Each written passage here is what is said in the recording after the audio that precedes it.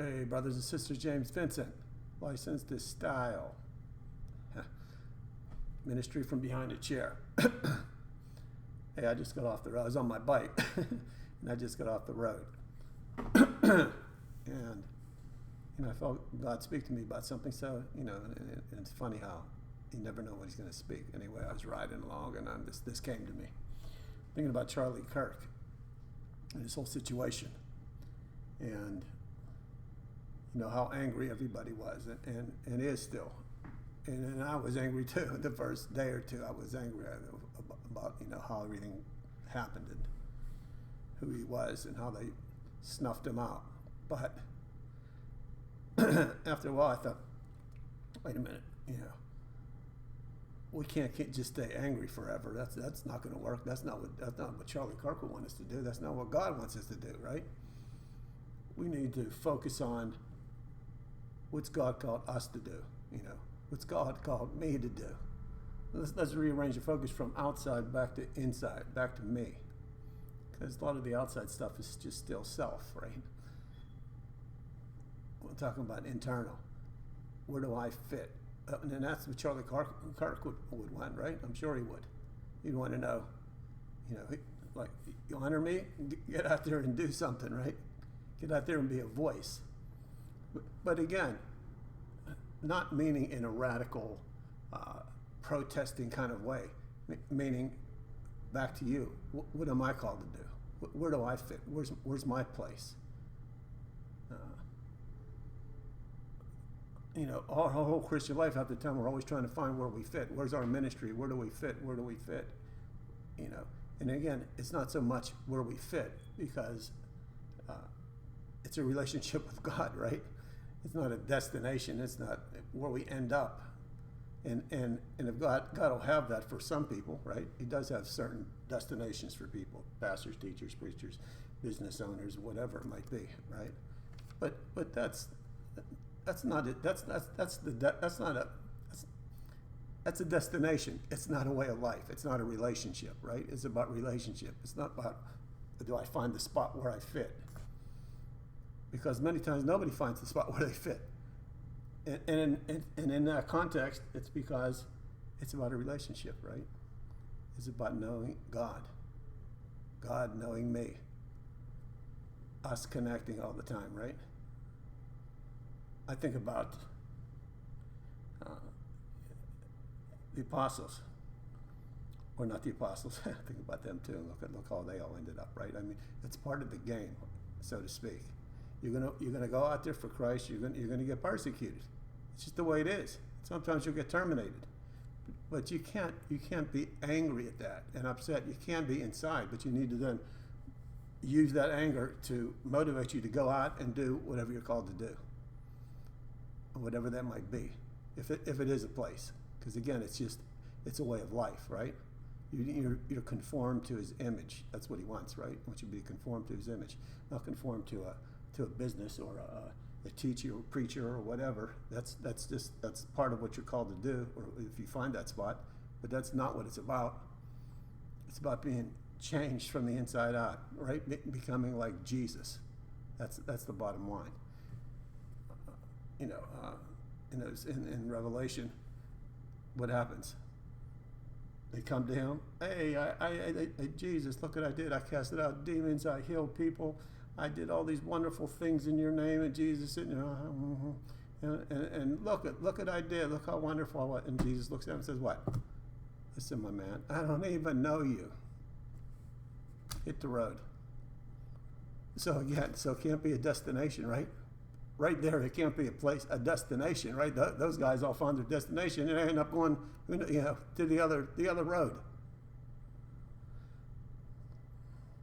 So it's about relationship. That's what he was concerned with. Do you know him? Not do you work for him, right? Not did you protest for him? Not did you get angry for him? But do you know him? And if you know him, then you want to be conformed to his image, and you want to live like Jesus lived, right? And look what happened to Jesus. See, that's the hardcore thing about Christianity.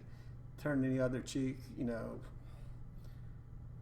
being persecuted, ridiculed. It's part of it. It's not easy, but it's part of the thing. It's just how it goes. And if you're not, and none of those things are happening in your life, then it's probably because you're not out there. So, back to Charlie Kirk, right? Want to honor Charlie Kirk? Get connected with God. Get in a relationship with Him. That's what Charlie Kirk would want. He was always preaching about being connected with God. Excuse me. I think years ago, I think it was 35 years ago, when I was a young Christian, I liked this recording artist, Keith Green.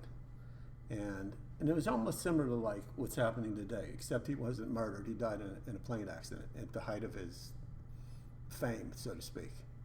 He's a really good Christian artist, but he was a better preacher, motivator. I mean, he wanted to see people saved, people brought into the kingdom. He wanted a missionary sent forth. I mean, he was a really motivating factor back in that time, and just like Charlie Kirk is today.